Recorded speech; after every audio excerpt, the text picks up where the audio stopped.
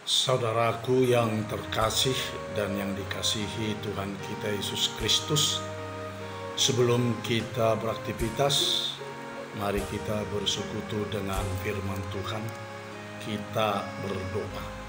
Kasih karunia menyertai kamu dan damai sejahtera yang dari Allah Bapa dan anaknya Tuhan Yesus Kristus. Amin. Shalom. Firman Tuhan yang menyapa kita pada hari ini, Selasa tanggal 25 Mei 2021, tertulis pada surat Rasul Paulus kepada jemaat di Galatia, Galatia pasal 5 ayat yang ke-22, demikian dikatakan di dalam firman Tuhan.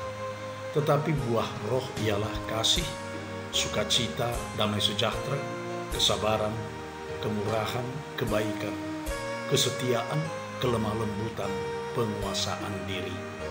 Hingga di sini pembacaan kita akan firman Tuhan. Saudaraku seiman yang dikasihi Kristus Yesus Tuhan kita, ada filosofi yang berpendapat bahwa manusia itu terbagi dari trikotomi. Misalnya pendapat orang Batak yang mengatakan bahwa manusia terdiri dari tubuh, nyawa, dan roh.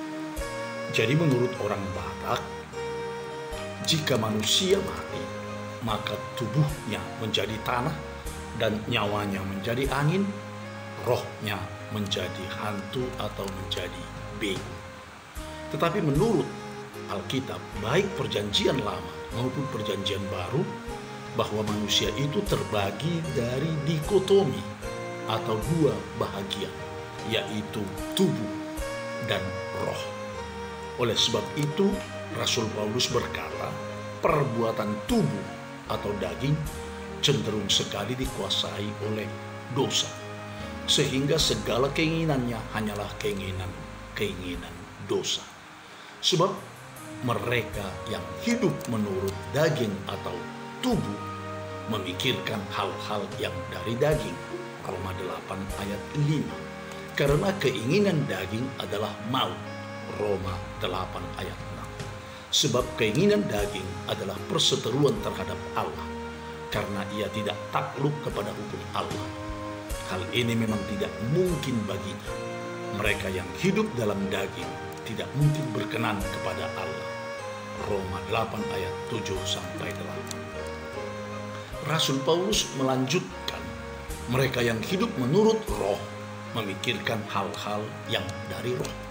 Tetapi keinginan roh adalah hidup dan damai sejahtera. Jika orang yang hidup menurut daging atau tubuh saja, tidak akan pernah berbuahkan yang baik.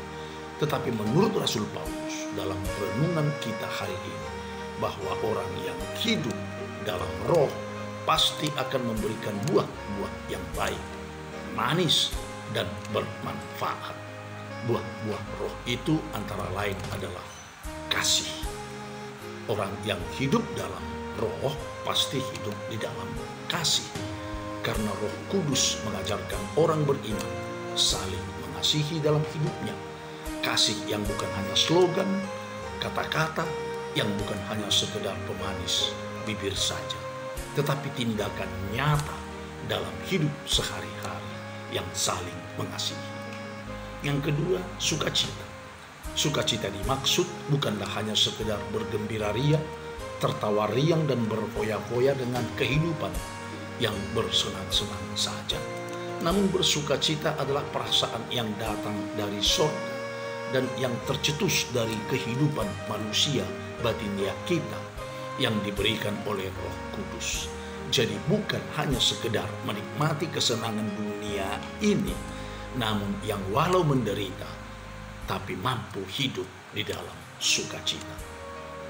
Yang ketiga, damai sejahtera, yang hidupnya penuh damai, berdamai dengan Allah, berdamai dengan sesamanya, berdamai dengan dirinya sendiri, dan berdamai dengan alam sekitarnya. Itulah orang yang hidup dengan damai sejahtera. Yang keempat, kesabaran.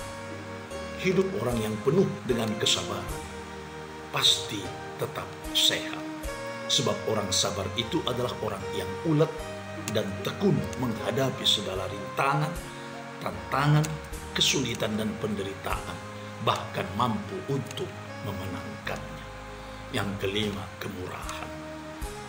Kemurahan adalah hati yang mudah tergerak oleh belas kasihan, sehingga tetap mau dan mampu untuk menolong sesama manusia di dalam hidupnya. Keenam, kebaikan. Itu adalah perbuatan-perbuatan yang baik menurut ukuran Tuhan, bukan yang baik menurut ukuran manusia. Sebab kebaikan menurut ukuran manusia pasti adalah berbeda-beda. Tetapi kebaikan yang kita lakukan adalah menurut ukuran Tuhan saja. Yang ketujuh, kesetiaan. Setia dalam segala hal. Setia dalam segala perkara, setia dalam mengikut Tuhan Yesus Kristus. Tetap setia mengimani Tuhan hingga akhir hayat kita. Yang kedelapan, kelemah lembutan. Kelemah lembutan bukanlah manusia yang lemah gemulai, tetapi hati yang lemah lembut adalah hati yang mampu mengalahkan bentuk-bentuk kekerasan. Menurut Tuhan Yesus, orang yang lemah lembut akan memiliki bumi. 9, penguasaan diri. Orang yang hidup dalam roh mampu menguasai dirinya dalam segala hal, baik dari godaan dunia ini, pengaruh-pengaruh zaman, atau keinginan tubuh maupun daging. Oleh sebab itu saudara, hiduplah di dalam roh agar memberikan buah-buah yang baik, manis dan bermanfaat. Selamat berbuah, Tuhan memberkati. Amin. Kita berdoa. Terima kasih Tuhan atas firman-Mu yang telah menyapa kami pada hari ini, agar kami tidak hidup menurut kehendak daging atau tubuh, tetapi hidup menurut roh, sehingga kami boleh memberikan buah yang baik, manis dan bermanfaat, yaitu kasih, sukacita, damai sejahtera, kesabaran, kemurahan, kebaikan, kesetiaan, kelemah lembutan, dan penguasaan diri. Biarlah kami hidup tidak menurut daging atau tubuh, tetapi hidup menurut roh dan dikuasai oleh Roh-Mu yang kudus. Kuatkan kami Tuhan untuk melakukannya. Kasihani kami Tuhan dengan anugerah-Mu yang melimpah. Lawat saudara-saudara kami yang dalam keadaan sakit dan merindukan kesembuhan dan pemulihan, sehingga mereka benar-benar pulih dan sembuh kembali. Topang yang dalam duka cita dan yang menghadapi cobaan berat. Berkati kami Tuhan, dari anak-anak sekolah minggu, remaja, pemuda, dewasa hingga lansia.